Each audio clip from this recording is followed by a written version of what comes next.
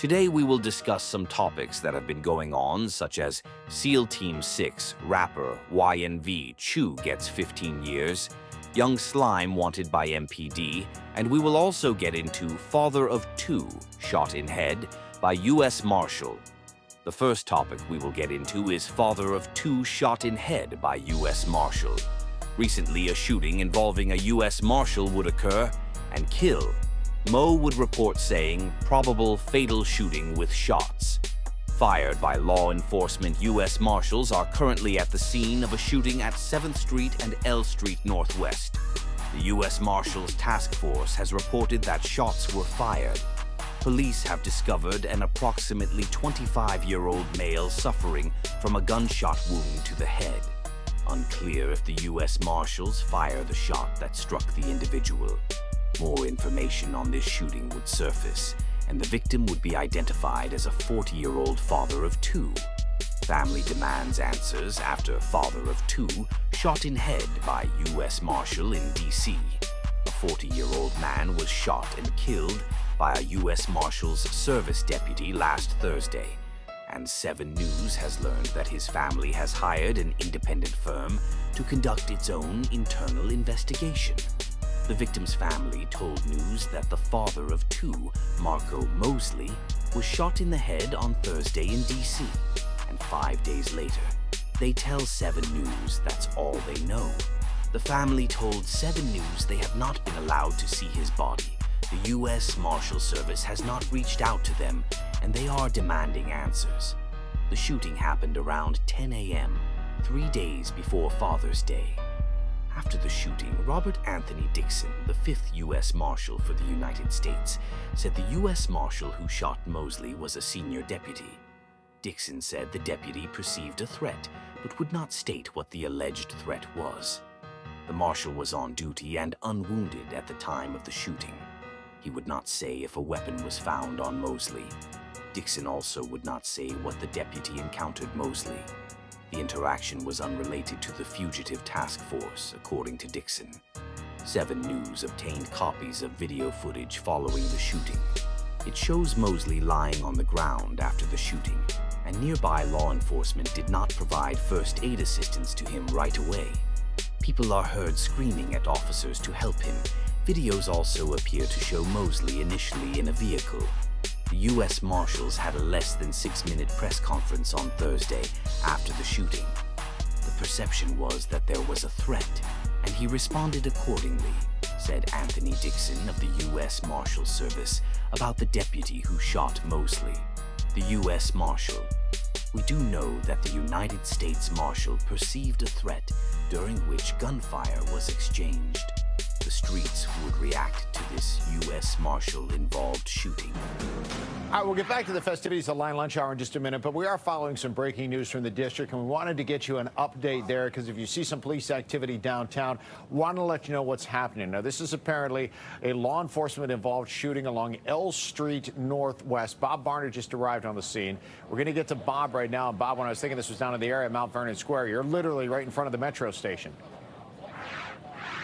Yeah, and the convention center as well, Steve. Yeah, we're right here. This is 7th Street at M, and I'll have you take a look down toward L Street here. So this is right by, yes, the Mount Vernon Square Convention Center, Metro Station, and the convention center itself. What we understand was just before 10 o'clock this morning, the U.S. Marshal Service was on a case.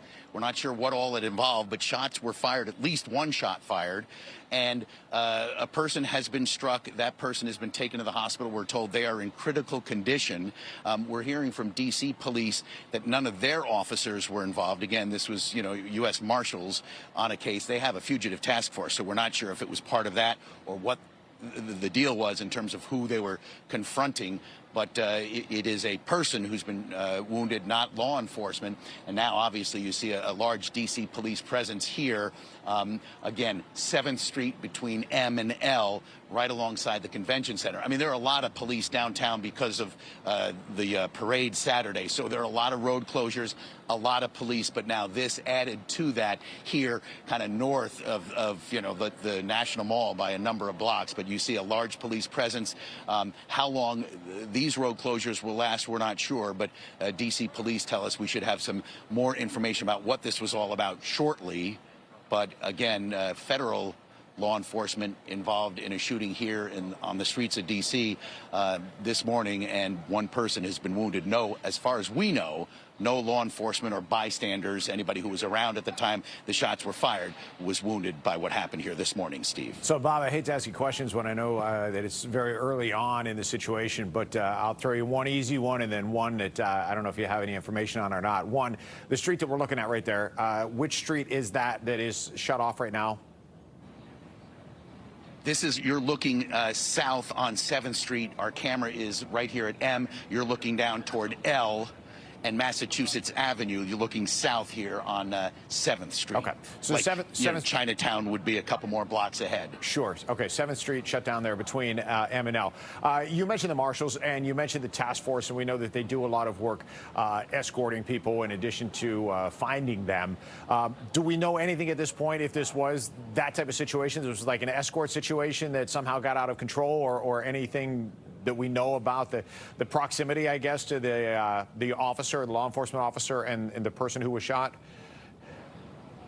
Unfortunately, Steve, we just don't. And you know, I just know that the Marshal Service are part of the Fugitive Task Force here in D.C., which includes other law enforcement members. But D.C. police are telling me that this seems to be strictly a Marshal's case and shooting, so maybe not part of the Fugitive Task Force. So we don't know what the scenario was. Were they transporting someone and it got at hand? Did they just happen upon someone? Did they confront someone? Were they looking for someone?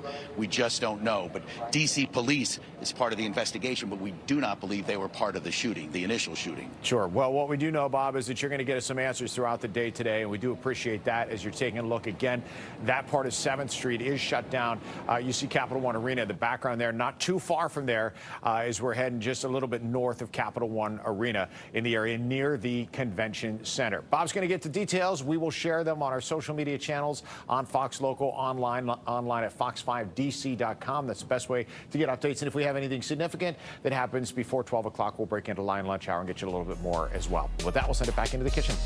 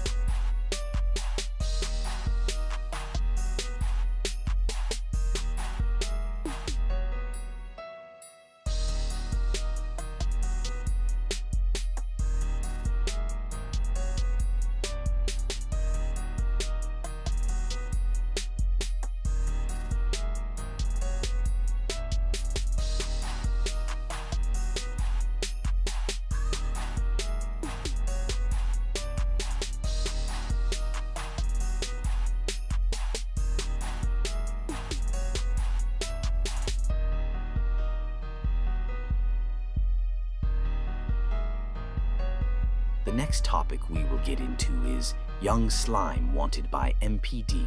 Recently, Paradise rapper Young Slime has been alias after he would get shot in the neck and have a daughter. And recently, a videographer would go on stream and speak on a crazy experience he had with Young Slime too. I'm starting to believe the rumors about my boy Slime, yo. I'm talking about him being on some type of drug. I don't know what the freak it is, but this was recently, bro. We on the way to a shoot. You feel me? He get in my car. He all hyped up. Nigga got a book bag with the. We ain't gonna say what it. Nigga had that stop that big giant stop that. Nigga put the bitch on my lap and said, "Look at this." I said, "Man, get this off me." Pointing at it like this. Get this off. He smiling and shit. Put it back in the book bag. Boom. We go somewhere on the out northeast. I don't know what it was. It looked like a Popeyes, but the shit threw me off because it had a little box window in there. Nigga say, ho, right here. Give me some funnel. I need to get some funnel. So I park right there. But before that, the nigga was overly tripping. Like, bro, nigga gave me 5 different directions how to freaking park in the parking lot. Hold, park right there, back in. Do this, do that. I'm like, yo, what the fuck is up with this nigga? So boom, go on the way to the shoot. Man, why this nigga dozed off? I'm talking about he realized dozed off randomly. Nigga was saying something, and then he just dozed off. Next thing, this nigga sleeping on my shoulder like this.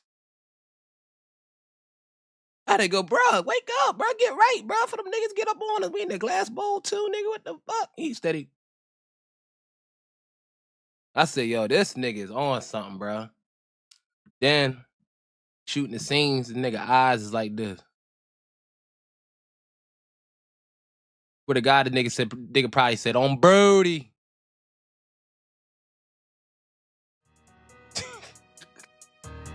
For real, yo. A picture would surface of Young Slime in the circle 7, and they are saying he is wanted for stealing candy out the circle 7. Do you think Young Slime has officially given up on rap and is now part-time clucker? The streets would react.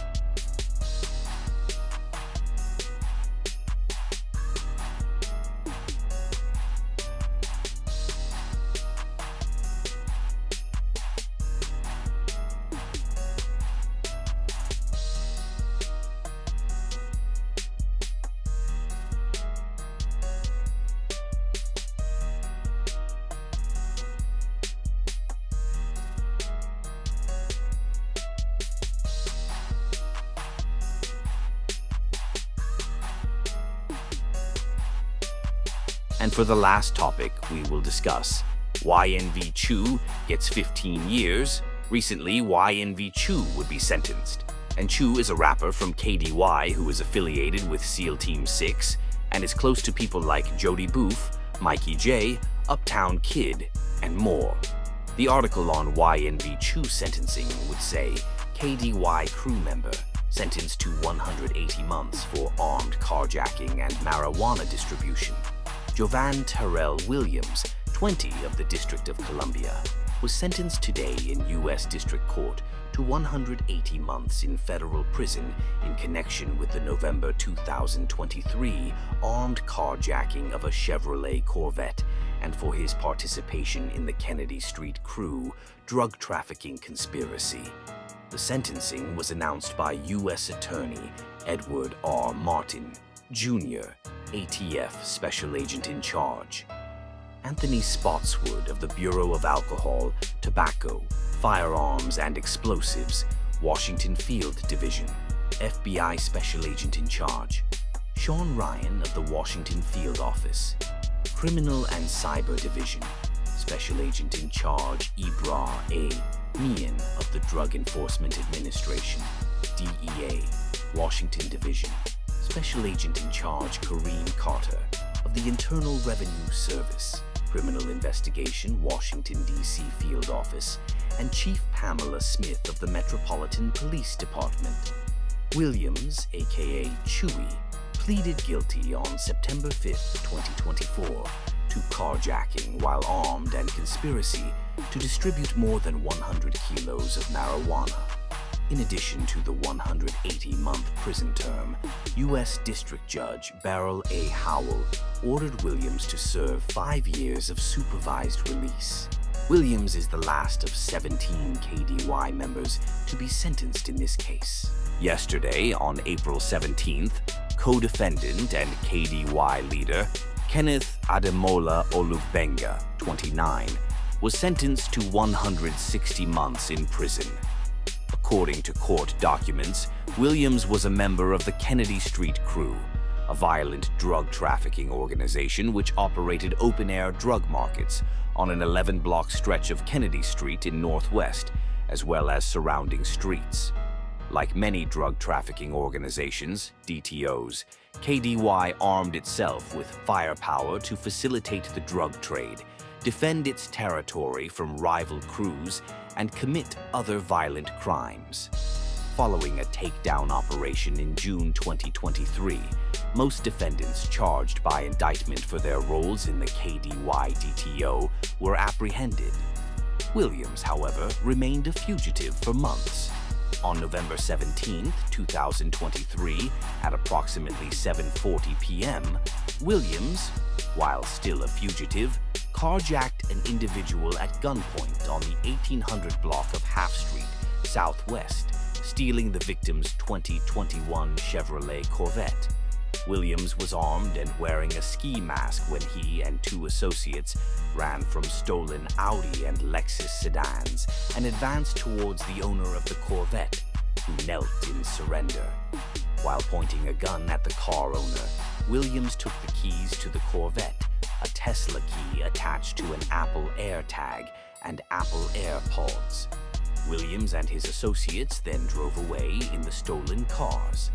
Approximately 40 minutes later, the stolen Audi and Lexus were used in an armed robbery of 3 individuals on 8th and P Streets Northwest.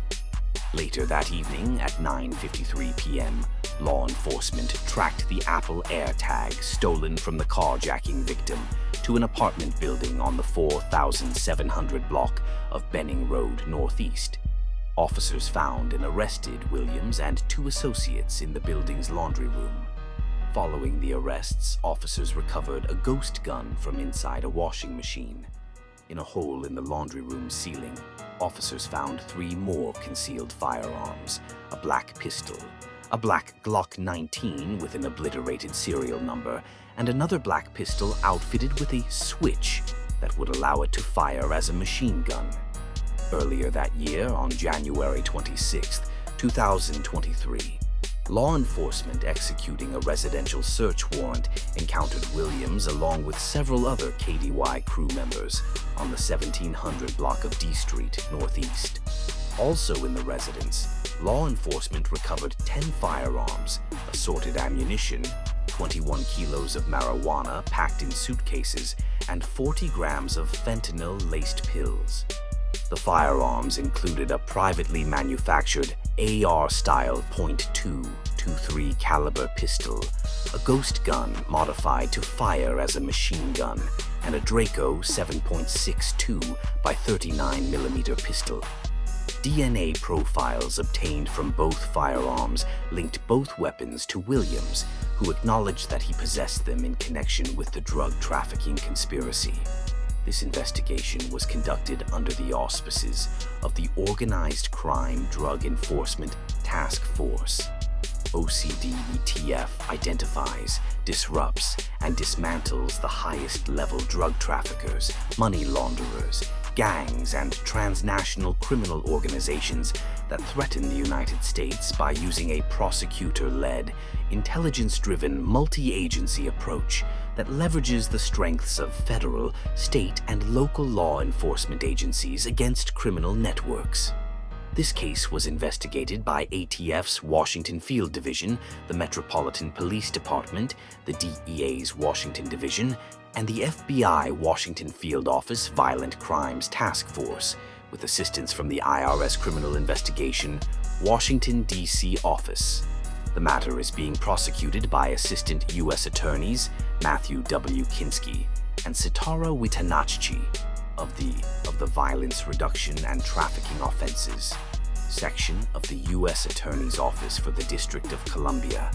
That's the end of this video. Like, comment, subscribe.